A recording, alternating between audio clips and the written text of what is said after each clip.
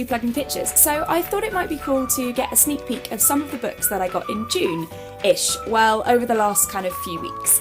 The International Cat of Mystery is back, the latest adventure from Helen Hancocks following on from William and the Missing Masterpiece is William Heads to Hollywood. The Golden Cuckoo Awards have been stolen from Tinseltown and Audrey Miowski has enlisted William's help. Can he uncover the culprit or will his time in Hollywood be short-lived? Brilliantly clever and funny with Helen's gorgeous illustrations, this is a must-read for all cat fans. Next up, we've got two gorgeous new bear books, both being published on the 27th of August. Herman's Holiday by the lovely Tom Percival is out with Bloomsbury Books, follow-up to Herman's Letter, which came out just under 2 years ago. It explores Herman and Henry's friendship on holiday, camping in Luckwell, and includes Lift the Flap postcards,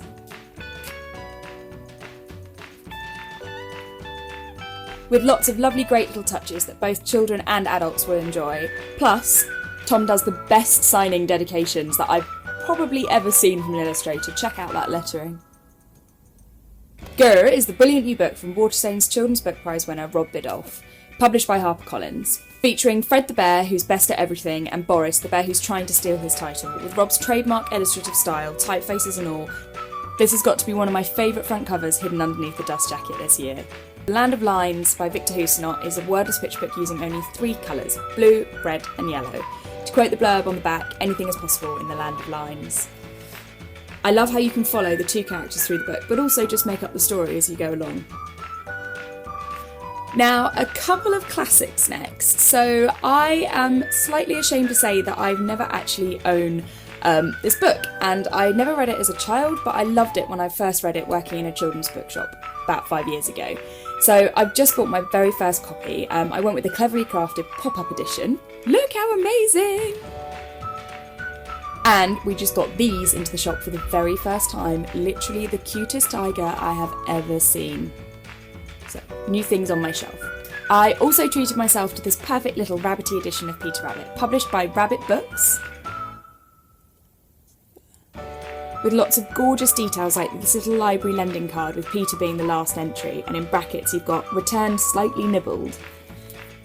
Complete and none nibbled from the first edition, published in 1902. This is a lovely one to add to the shelf.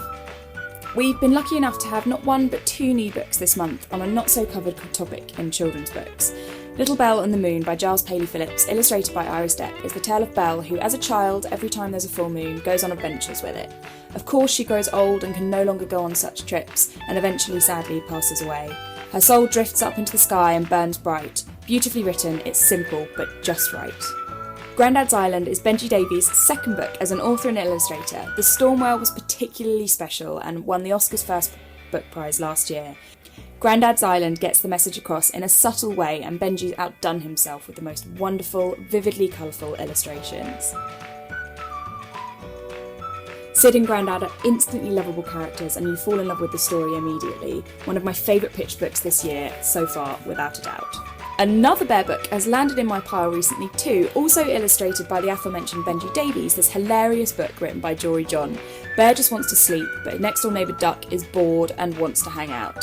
Benji's simple illustrations are brilliant and so full of expression. Jory has crafted a very clever story and is perfect for fans of I Want My Hat Back by John Classen and Chris Horton's Shush We Have a Plan.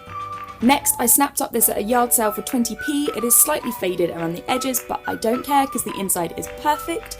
This completely spellbinding edition of Snow White, retold by Josephine Paul and illustrated by Angela Barrett, is my favourite edition of Snow White yet. Beautifully written, of course, but for me, it's Angela's illustrations that steal the show.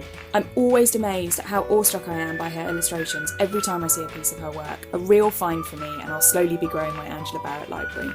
These two were actually published in May, but they're too lovely not to mention. Both published by Flying Eye Books, the children's imprint of Nobrow, are these two wonderful picture books full of facts.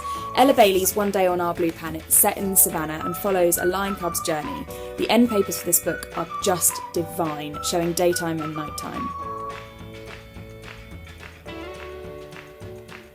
Award-winning illustrator Owen Davies' 7th book, Mad About Monkeys, is packed full of information about monkeys, as the title might suggest.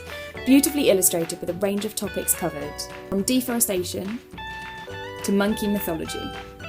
Anyway, I hope you enjoyed my June haul. It's gone on a bit longer than my regular videos, but there were too many amazing books to include, and this isn't even all of my June collection.